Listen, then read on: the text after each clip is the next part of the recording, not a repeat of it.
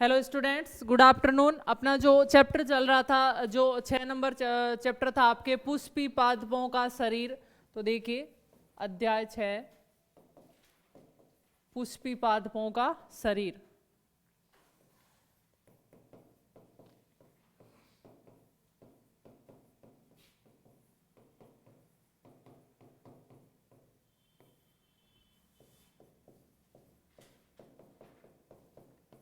देखिए स्टूडेंट्स, पिछली क्लास के अंदर हमने जो एक बीजपत्री मूल और द्विबीजपत्री मूल के बारे में स्टडी की थी, और आज जो क्लास है इसके अंदर हम तने के बारे में स्टडी करेंगे कि किस प्रकार एक बीजपत्री तने की संरचना होती है, किस प्रकार द्विबीजपत्री तने की संरचना होती है। तो आज हम ये सब डिस्कस करने वाले हैं। तो सबसे पहले हम देखेंगे द्विबीजपत्री तना। द्विबीजपत्री तना,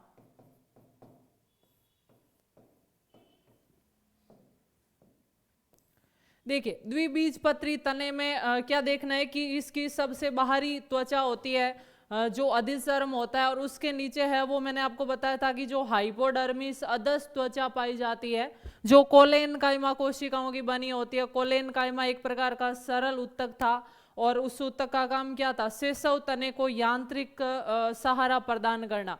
यानी जब तना है वो शिशु अवस्था में होता है, या पत्ती का जो पतला पर्ण होता है, पर्णवृंत होता है, उसको सहारा देने का काम है वो कोलेनकाइमा उत्तक के द्वारा किया जाता है। तो कोलेनकाइमा उत्तक की जो त्वचा अधस त्वचा है वो इसमें बनी होती है। तो वापस देखिए एक बार, जो सबसे बाहरी त्वचा होती है वो क्या कहलाती है? अधिचर्म। और इस पर कुछ रोम के जैसी संरचना होती है, उनको क्या बोला जाता है? त्वचा रोम। मूल में जो रोम होते हैं उनको मूल रोम बोला जाता है, जबकि तने में जो रोम जैसी संरचना होती है उनको क्या बोला जाता है? त्वचा रोम बोला जाता है। ये सबसे ऊपरी परत होती है अधिचर्म। इसके बाद जो नीचे वाली परत होती है एक कोशिकाओं की, वो किससे बनी होती है? कोलेनकाइमा कोशिकाओं से बनी। और इसको क्या बोला जाता है? अधस त्वचा, या इसको बोला जाता है हाइपोडर्मिस।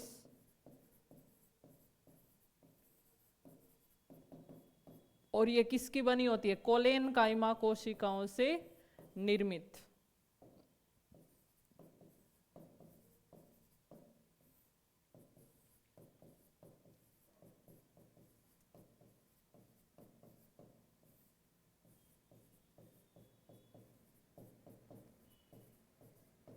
कोलेनकाइमा कोशिकाओं से निर्मित। तो देखिए सबसे पहले क्या पॉइंट लिखना है आपको? बाह्य स्तर अधिचर्म कहलाता है।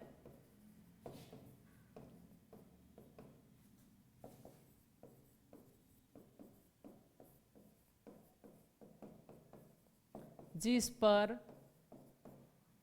रोम जैसी संरचनाएं पाई जाती है।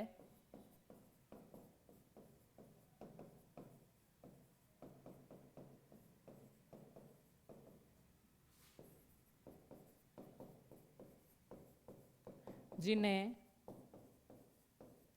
त्वचा रोम कहते हैं। जिन्हें त्वचा रोम कहते हैं। ठीक है, नेक्स्ट पॉइंट। अधस त्वचा में कोलेनकाइमा पाया जाता है,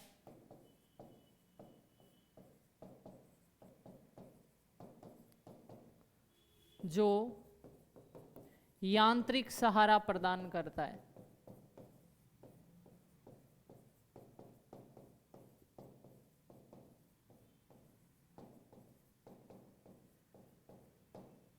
ठीक है, नोट कर लीजिए पॉइंट।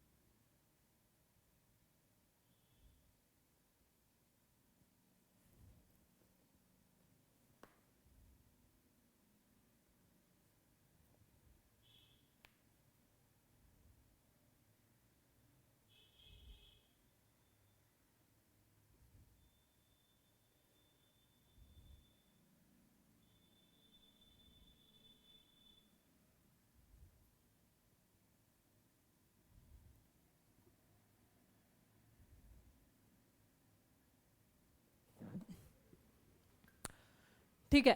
अब देखिए जो अधस त्वचा है इसके नीचे वाला भाग क्या कहलाएगा, वल्कुट कहलाएगा, और इसमें कोशिकाएं उपस्थित रहेगी। वल्कुट कहां से स्टार्ट हो रहा है, अधस त्वचा के नीचे से स्टार्ट हो रहा है, ये भाग क्या कहलाता है, वल्कुट। और वल्कुट की जो सबसे निचली परत होती है वो क्या कहलाती है, वही कहलाएगी, हमने देखा था अंतस त्वचा या एंडोडर्मिस, यानी ये परत कहलाती है अंतस त्वचा या एंडोडर्मिस। एंडोडर्मिस।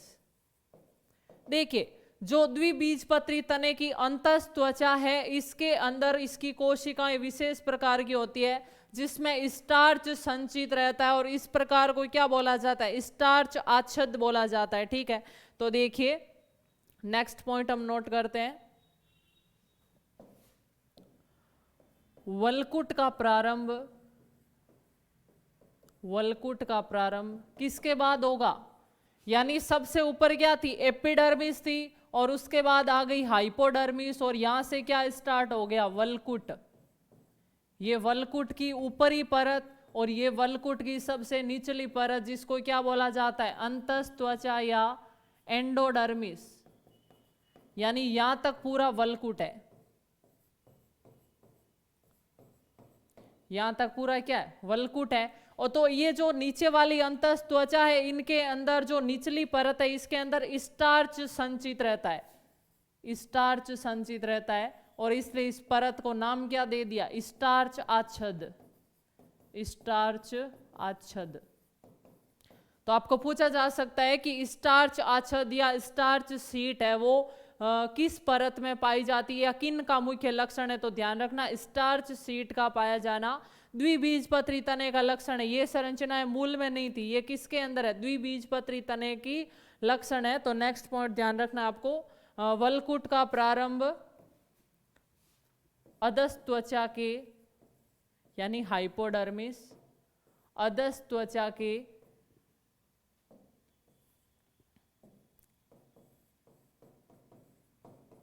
निचली परत से होता है।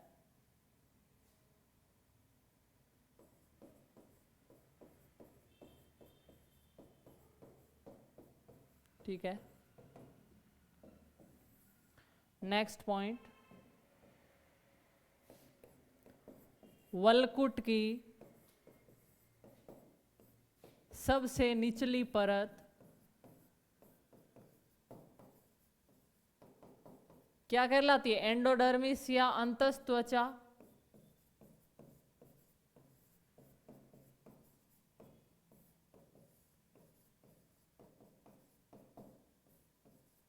वल्कुट की सबसे निचली परत अंतस त्वचा कहलाती है। नेक्स्ट पॉइंट, अंतस त्वचा में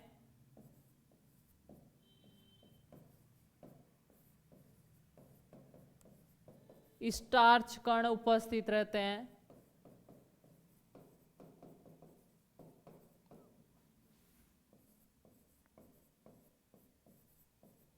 जिसे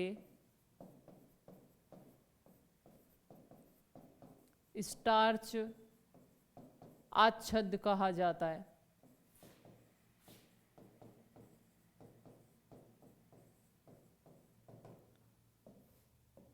जिसे क्या कहा जाता है, स्टार्च आच्छद कहा जाता है, नोट कर लीजिए।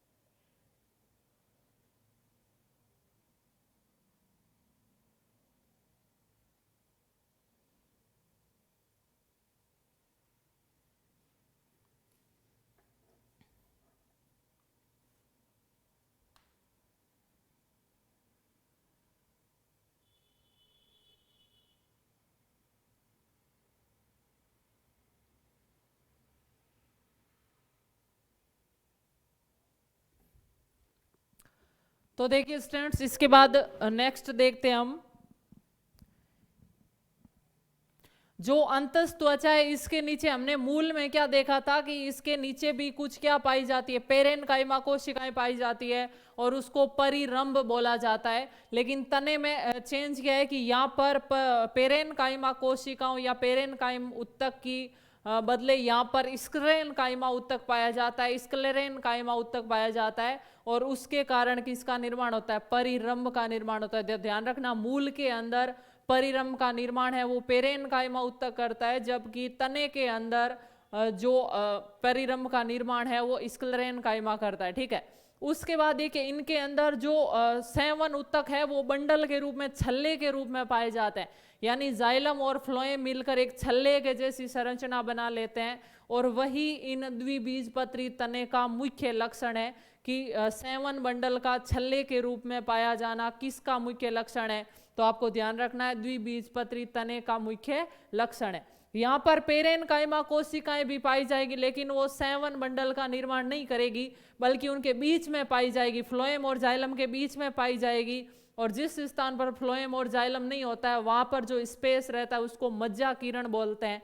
तो मज्जा किरणों का निर्माण है वो इनमें किन कोशिकाओं के द्वारा किया जाता है, पेरेनकाइमा कोशिकाओं के द्वारा किया जाता है। और परिरंभ का निर्माण है वो स्क्लेरेनकाइमा कोशिकाओं के द्वारा किया जाता है। इनमें संवहन बंडल किस रूप में पाया जाता है, छल्ले के रूप में, यानी इस संवहन बंडल का छल्ले के रूप में पाया जाना द्विबीजपत्री तने का अद्वितीय लक्षण है। तो नेक्स्ट पॉइंट नोट करते हैं,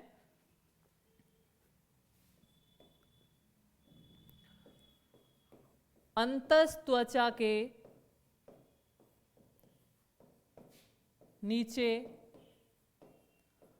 देखिए इसमें जो परिरंभ बनती है ना वो कहां कहां पर होगी। परिरंभ आपको पता है कि जैसे मैंने बताया सबसे बाहर क्या होती है, अधिचर्म, उसके बाद होती है अधस त्वचा यानी हाइपोडर्मिस,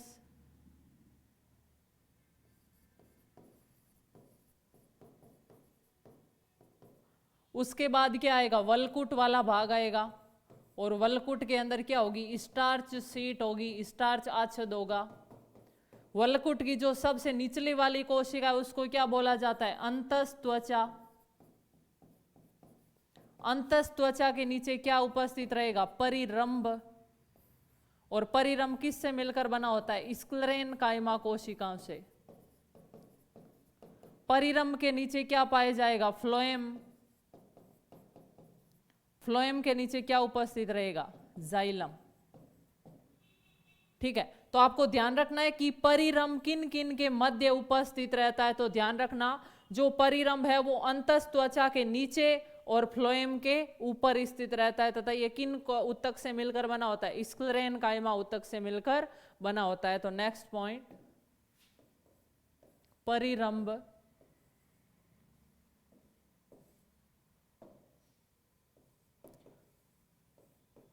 अंतस त्वचा के नीचे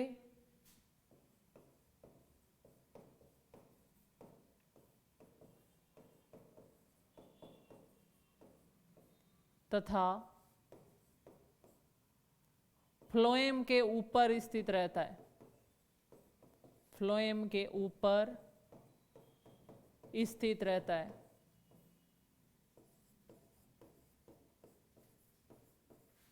नेक्स्ट पॉइंट, परिरंभ में स्क्लेरेनकाइमा कोशिकाएं पाई जाती है, कोशिकाएं पाई जाती है।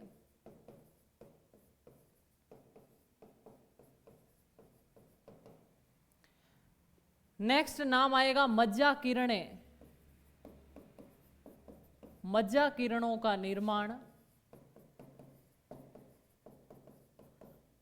पेरेनकाइमा कोशिकाओं के द्वारा किया जाता है।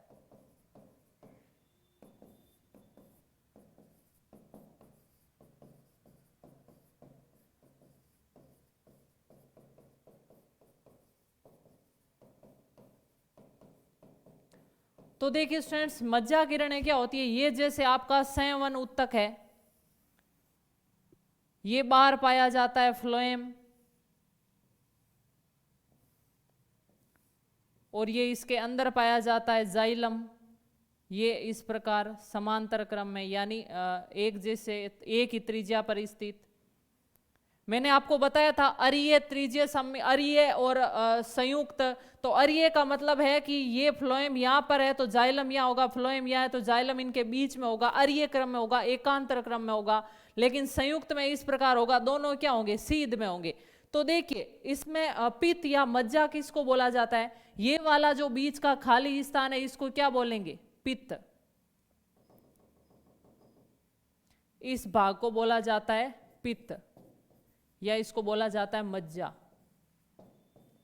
और ये वाली जो लाइनें बन रही है ना, जहां पर जाइलम और फ्लोएम उपस्थित नहीं है, इनको क्या बोला जाता है, मज्जा किरणें। ये क्या है, मज्जा किरणें। तो द्विबीजपत्री तन्ने में मज्जा किरणों का निर्माण है वो किन कोशिकाओं के द्वारा किया जाता है, किन ऊतकों के द्वारा किया जाता है, तो ध्यान रखना पेरेनकाइमा के द्वारा किया जाता है। ठीक है, तो मज्जा किरणें क्या होती है, वो लाइनें जहां पर ना तो जाइलम उपस्थित है ना फ्लोएम उपस्थित है, उनको क्या बोला जाता है, मज्जा किरणें बोला जाता है। बीच का स्थान जहां पर जाइलम फ्लोएम कुछ भी नहीं है उसे पित्त या मज्जा बोला जाता है। ठीक है, और इन मज्जा किरणों का निर्माण पेरेनकाइमा कोशिकाओं के द्वारा किया जाता है, और परिरंभ का निर्माण है वो किसके द्वारा किया जाता है, स्क्लेरेनकाइमा के द्वारा किया जाता है। नोट कर लीजिए।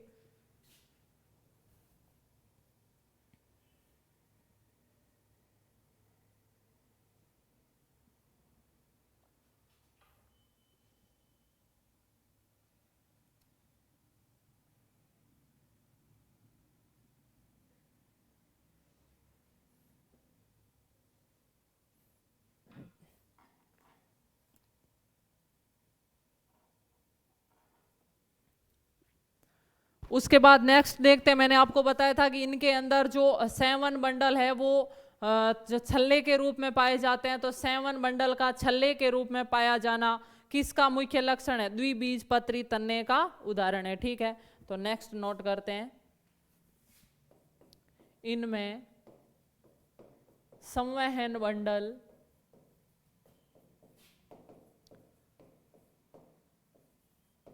छल्ले के रूप में पाए जाते हैं।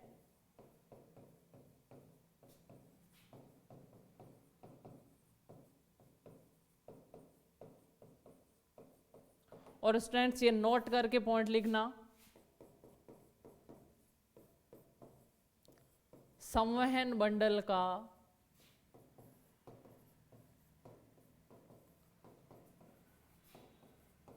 छल्ले के रूप में पाया जाना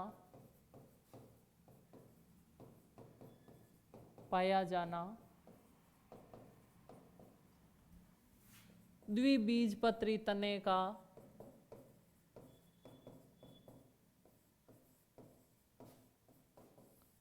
मुख्य लक्षण है, यानी और किसी में ये नहीं होता है।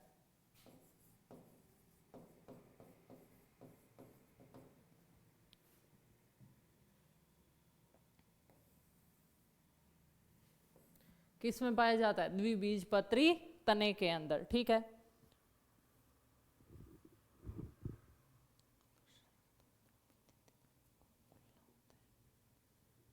ठीक है। अब देखिए नेक्स्ट 7 बंडल के पॉइंट देखते हैं।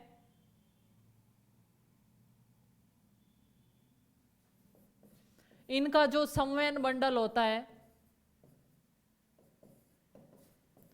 वो संयुक्त, मध्यादिदारुक तथा खुला होता है, ओपन। ये जो तीनों वर्ड्स आपके सामने आए हैं इनका मतलब मैं आपको पहले भी समझा चुकी हूं, वापस रिवीजन कर लेते हैं कि 7 बंडल संयुक्त का मतलब क्या होता है। संयुक्त का मतलब होता है जाइलम और फ्लोएम एक ही त्रिज्या पर उपस्थित। जैसे देखिए ये फ्लोएम इस प्रकार उपस्थित रहे,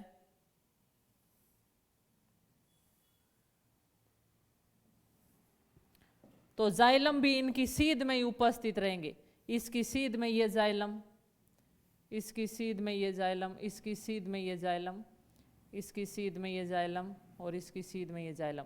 पहला पॉइंट तो मैंने आपको बताया था कि 7 बंडल में फ्लोएम बार की तरफ रहते हैं, ये फ्लोएम है, फ्लोएम बार की तरफ रहते हैं, और जाइलम क्या रहते हैं, अंदर की तरफ रहते हैं। अब फिर मैंने आपको बताया था कि एक तो इनका क्रम होता है अरीय और एक होता है संयुक्त। अरीय का संयुक्त का मतलब है कि जाइलम और फ्लोएम एक ही त्रिज्या पर यानी एक ही सीध में उपस्थित है, जबकि अरीय के अंदर क्या होता है कि फ्लोएम यहाँ है तो जाइलम इनके बीच में रहेगा दोनों के। ये फ्लोएम और इस फ्लोएम के बीच में यहाँ जाइलम रहेगा, यहाँ जाइलम रहेगा, यानी अलग अलग त्रिज्या पर उपस्थित रहते हैं। तो उस प्रकार के बंडल को क्या बोला जाता है? अरीय समवयन बंडल। तो ध्यान रखना, द्विबीजपत्री तने में समवयन बंडल किस प्रकार का होता है? संयुक्त होता है।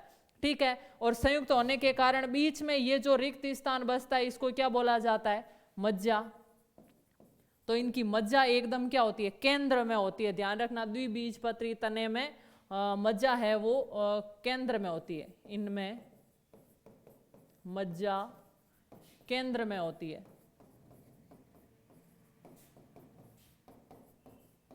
जरूरी नहीं है कि हर प्रकार के तने में मज्जा केंद्र में हो, वो साइड में भी हो सकती है, लेकिन इसके अंदर संयुक्त संवहन मंडल है तो मज्जा बिल्कुल क्या होगी? केंद्र में होगी। और ये जो लाइनें यहाँ से निकल रही है इनको हम क्या बोलेंगे? मज्जा किरणें। जहाँ पर जाइलम और फ्लोएम कुछ भी उपस्थित नहीं है, बीच की गलेरी है, उसको क्या बोला जाता है? मज्जा किरणें। और इस मज्जा किरणों का निर्माण किन उत्तकों के द्वारा किया जाता है? पेरेनकाइमा उत्तकों के द्वारा। ठीक है, तो फ्लोएम और जाइलम जो है वो एकांत समान क्रम में एक ही त्रिज्या पर स्थित रहते हैं, इसलिए इस प्रकार के समवयन बंडल को क्या बोल दिया? संयुक्त बंडल।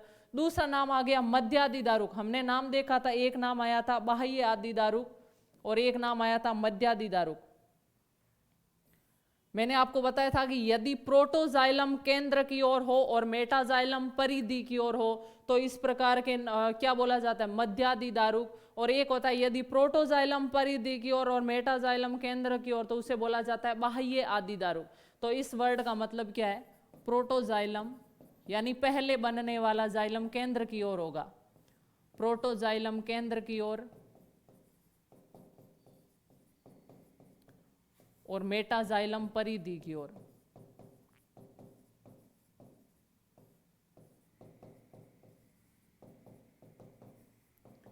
और जब मैंने आपको बाह्य आदि दारुक और मध्यादि दारुक बताया था तब भी मैंने आपको एग्जाम्पल दिया था कि मध्यादि दारुक अवस्था तने में पाई जाती है जबकि बाह्य आदि दारुक अवस्था मूल में पाई जाती है। तो अभी हम क्या पढ़ रहे हैं? द्विबीजपत्री तना पढ़ रहे हैं, तो इसके अंदर मध्यादि दारुक अवस्था पाई जाएगी। तीसरा नाम है खुला संवहन मंडल। क्या मतलब है? मैंने आपको बताया था, एक होता है खुला संवहन मंडल, एक होता है बंद संवहन मंडल। खुले संवहन मंडल का मतलब है कि प्राथमिक जाइलम और फ्लोएम के बीच में क्या उपस्थित रहेगी? कैम्बियम उपस्थित रहेगी, जिसके कारण द्वितीयक जाइलम और द्वितीयक फ्लोएम का निर्माण होगा। कैम्बियम छल्ले के पाए जाने के कारण इसमें द्वितीयक वृद्धि होगी और इस प्रकार के संवहन मंडल को क्या बोला जाता है? खुला संवहन मंडल। यानी कैम्बियम उपस्थित,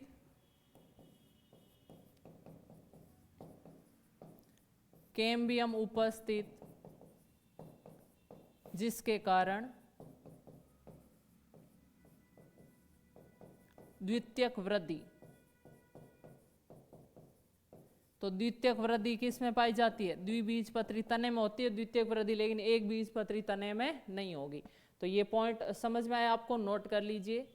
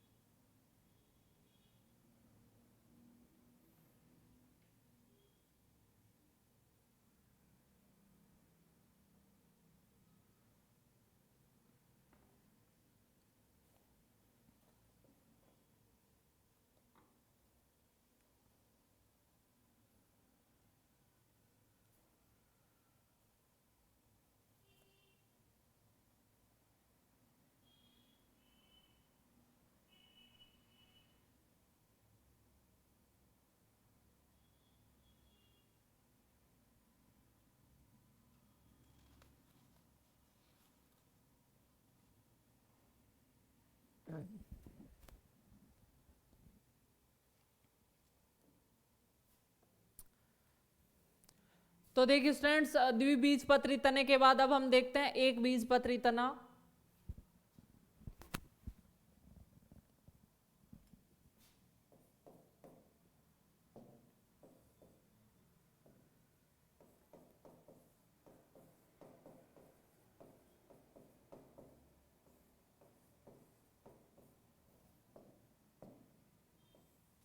देखिए ज्यादातर इनकी सारी की में कम चेंजेस होता है, लेकिन कुछ क्या चेंजेस है। द्विबीजपत्री तने में हमने क्या देखा था कि जो बाह्य त्वचा थी उस पर क्या उपस्थित थे, त्वचा रोम उपस्थित थे, लेकिन इनकी बाह्य त्वचा पर त्वचा रोम नहीं पाए जाते हैं, तो त्वचा रोम अनुपस्थित।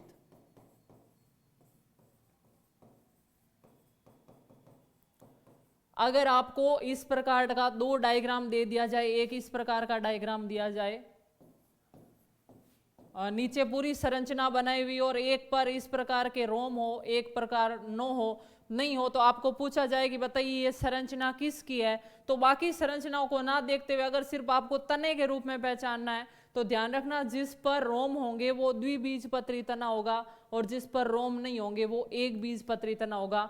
तो आप अगर आपको चारों में से अंतर स्पष्ट करना हो कि बताइए निम्न में से ये किसकी संरचना है, सिर्फ ये इस प्रकार की दे दी तो आपको एक इस लाइन से ही पता चल जाएगा, नीचे की संरचना देखने की जरूरत ही नहीं है।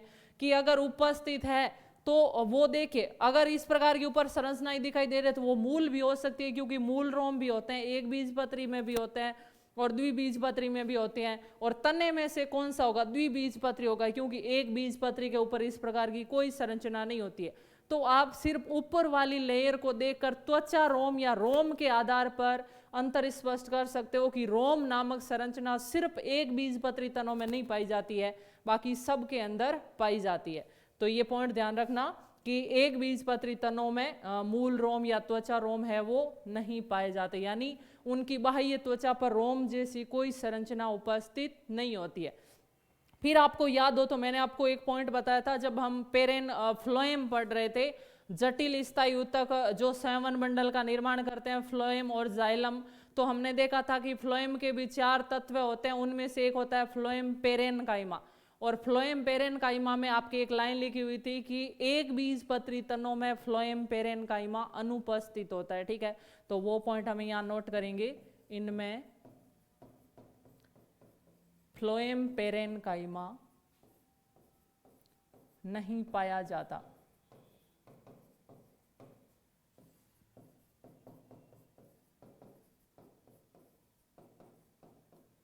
ठीक है, उसके बाद अगला अंतर क्या है, जो द्विबीजपत्री तना हमने देखा था, तो हमने देखा था कि इसके अंदर जो ये दूसरी वाली लेयर बनी थी अधस्थ त्वचा, वो किसकी बनी हुई थी, वो बनी हुई थी कोलेनकाइमा की। लेकिन इनके अंदर अधस्थ त्वचा बनी होती है स्क्लेरेनकाइमा की। तो ये एक और अंतर हो गया कि द्विबीजपत्री तने की जो हाइपोडर्मिस या अंतस्थ त्वचा अधस्थ त्वचा होती है, कि द्विबीजपत्री तने की अधस्थ त्वचा या हाइपोडर्मिस है वो कोलेनकाइमा की बनी होती है, जबकि जो एक बीजपत्री तने की अधस्थ त्वचा है वो किसकी बनी होती है, स्क्लेरेनकाइमा की बनी होती है। नेक्स्ट पॉइंट मैंने आपको बताया था कि द्विबीजपत्री तनों में संवहन मंडल है वो छल्ले के रूप में पाया जाता है, और वो सिर्फ उनका ही है द्वितीय लक्षण, यानी संवहन मंडल छल्लों के रूप में सिर्फ द्विबीजपत्री तनों में होते हैं। तो इसका मतलब क्या, इनमें संवहन मंडल छल्लों के रूप में एक क्रम में विन्यासित नहीं होते हैं, बल्कि बिखरे हुए पाए जाते हैं। तो देखिए नेक्स्ट पॉइंट, इनमें संवहन मंडल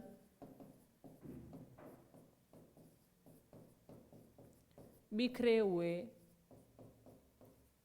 पाए जाते हैं।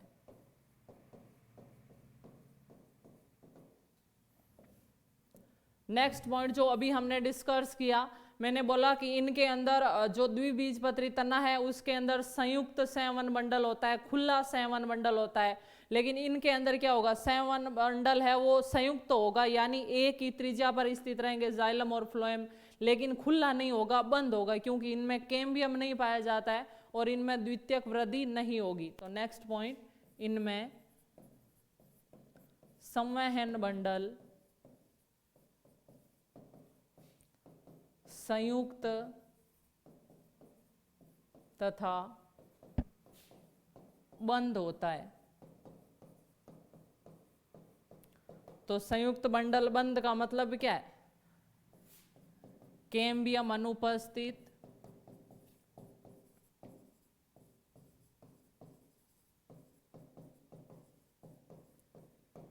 अतः इनमें द्वितीयक वृद्धि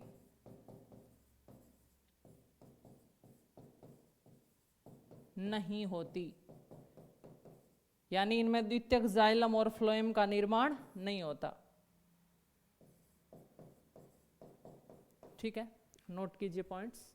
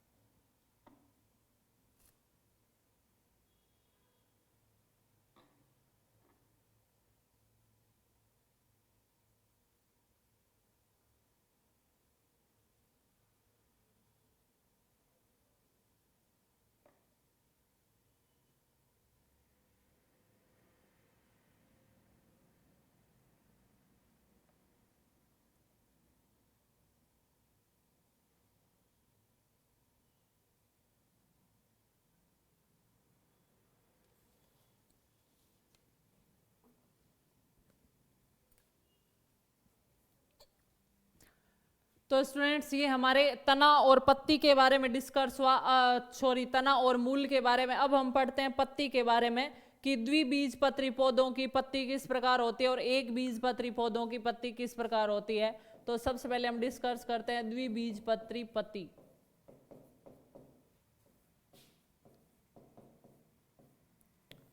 देखिए, जो द्विबीजपत्री पत्ती है उसको पृष्ठाधार पत्ती भी बोलते हैं, पृष्ठाधार पत्ती। और जो एक बीजपत्री पत्ती होती है उसको समद्विपार्श्व पत्ती भी बोलते हैं। देखिए, जो द्विबीजपत्री पत्ती है उसके अंदर 3 स्तर होते हैं। एक तो अधिचर्म सबसे बाहरी स्तर, और सबसे अंदर वाला होता है आपके संवहन तंत्र, ये अधिचर्म, और बीच वाला भाग क्या कहलाता है? पर्ण मध्योतक या मीजोफिल, पर्ण मध्योतक या मीजोफिल, जिसमें ज्यादा मात्रा में क्या उपस्थित रहते हैं? क्लोरोप्लास्ट उपस्थित।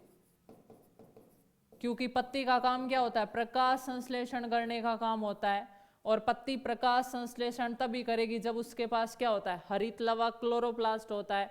तो पत्ती में ये क्लोरोप्लास्ट उपस्थित रहते हैं। जब हम तीनों प्रकार के उत्तक तंत्र पढ़ रहे थे, बाह्य त्वचीय उत्तक तंत्र, भरण उत्तक तंत्र और संवहन या वेस्कुलर उत्तक तंत्र, तो मैंने आपको उस टाइम बताया था कि जो भरण उत्तक तंत्र होता है पत्ती का, वो क्या कहलाता है, पर्ण मध्योतक या मीजोफिल कहलाता है, और उसके अंदर क्या उपस्थित रहता है, क्लोरोप्लास्ट। ठीक है, तो इसमें पहला पॉइंट नोट कीजिए,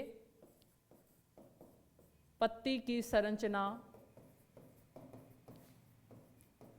3 इस तरह से बनी होती है।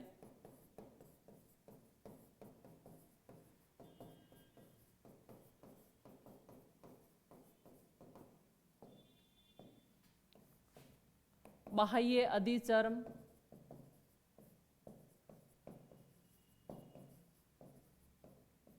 दूसरा है पर्ण मध्योतक,